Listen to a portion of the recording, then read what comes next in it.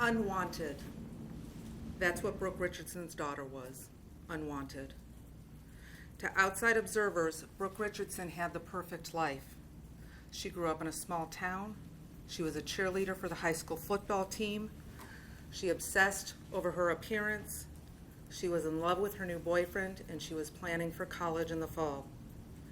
And she was determined to maintain that perfect life at all costs. Having a child that was the result of a less than 1 month casual relationship was not part of her perfect life. So Brooke kept her secret, a secret that she knew had the ability to destroy her perfect life and all of the plans that she had made. A secret that would forever alter her relationships with the two people that mattered most to her, her mom and Brandon. Brooke's secret was that she was pregnant by a boy that she wanted nothing to do with and that she was about to give birth to his child. So when it came time to come clean and tell everyone and to start making plans for the birth of her daughter, or to continue to hide and conceal, she chose the latter.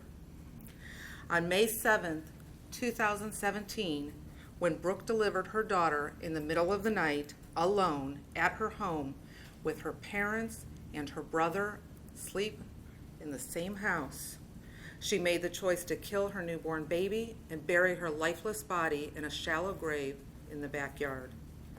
She then cleaned up the mess, erased any trace of evidence that her daughter ever existed, so that no one would ever know and her secret would remain safe.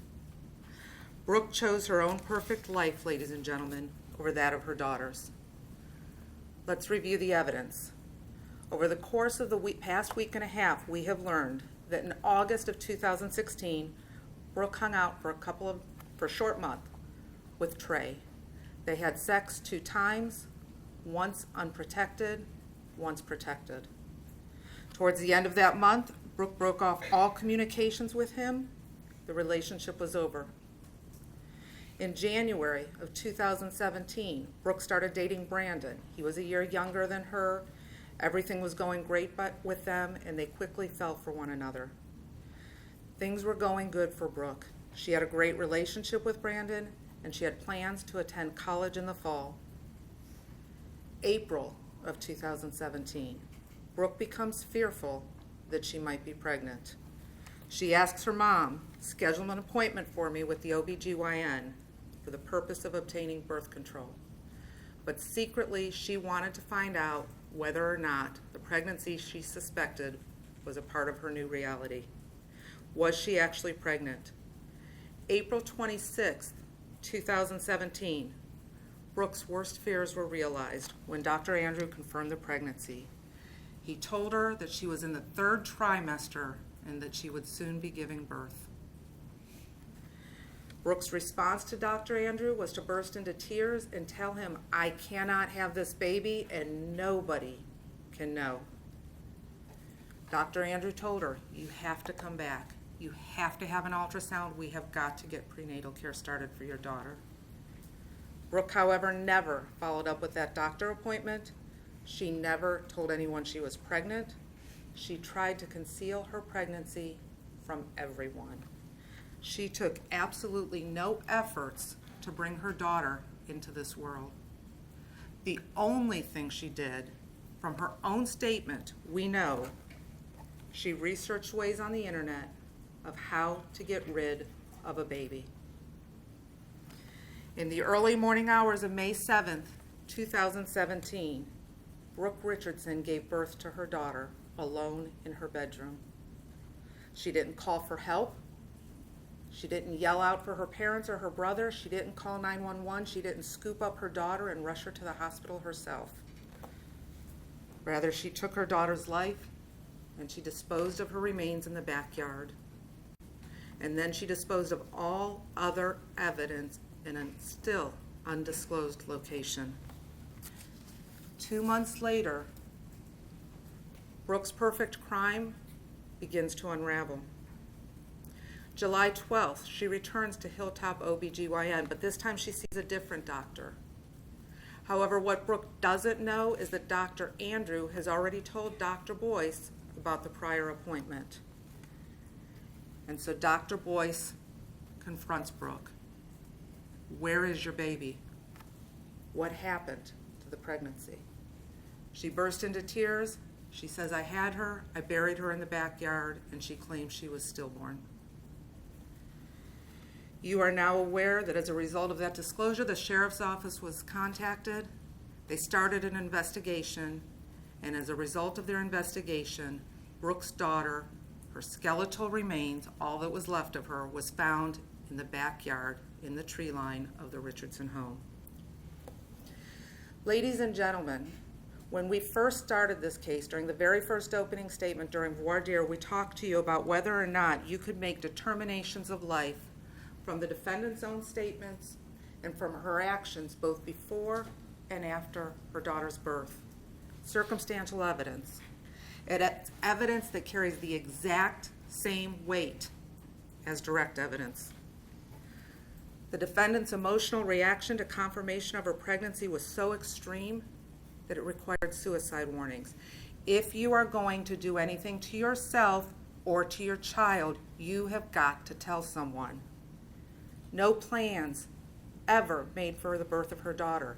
No prenatal care, no diapers, no blankets, no prospective adoptive parents, nothing. Labor for almost 36 hours. Her daughter's birth is now imminent and still nothing. She chooses to remain silent. Her daughter is born into this world, still nothing. She doesn't ask for help. She doesn't seek emergency assistance, medical assistance. She doesn't get her daughter to the hospital, nothing.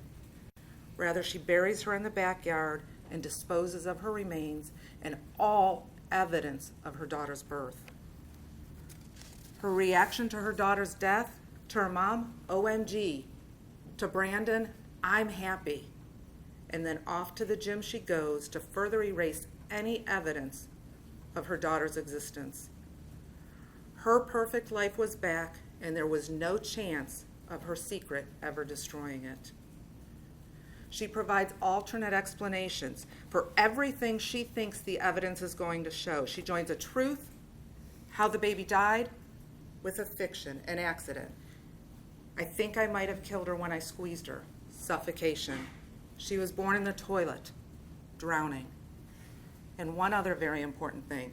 In the very first interview, without any prompting whatsoever, Brooke Richardson says to the detectives, am I going to be in trouble for murdering her?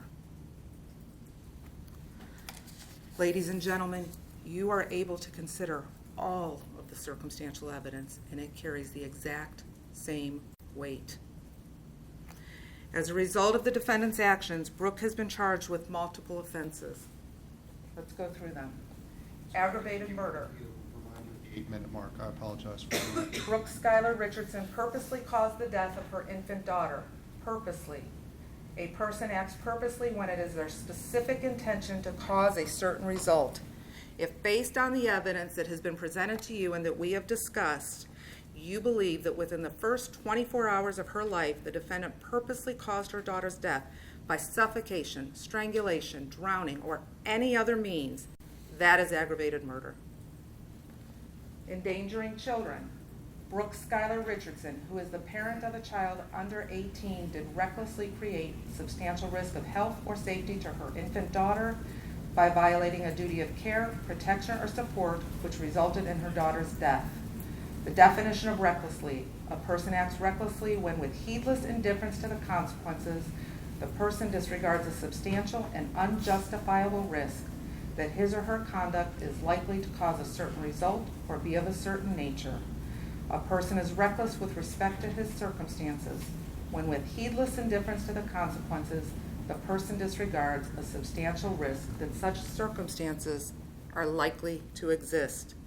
Again, based on the evidence, ladies and gentlemen, if you believe that the defendant took no action on behalf of her daughter, she sought no medical attention, she didn't call 911, she didn't summons assistance, and that violation of the duty of care that she owed to her daughter resulted in serious physical harm, that is endangering children. Involuntary manslaughter. Brooke Skylar Richardson did cause the death of her infant daughter as a proximate result of committing felony endangering. If you find that she's guilty of the offense of endangering children, then you have also found her guilty of this offense. The serious physical harm is the death of baby Richardson, an abuse of a corpse. The defendant, not being authorized by law, did treat a human corpse in a way that would outrage reasonable community sensibilities.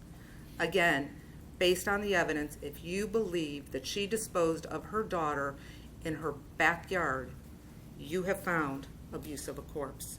And remember, ladies and gentlemen, beyond a reasonable doubt, it's based upon your reason, it's based upon your common sense.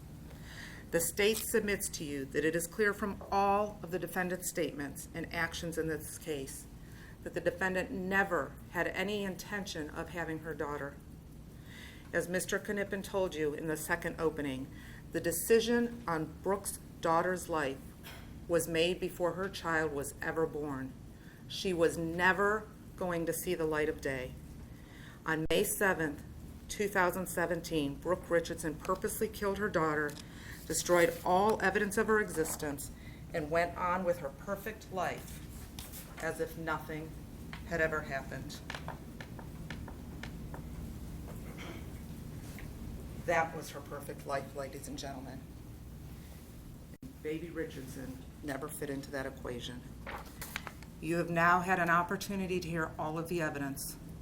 Employ your reason and your common sense, draw logical conclusions from the evidence, and find Brooke Richardson guilty for the death of her daughter.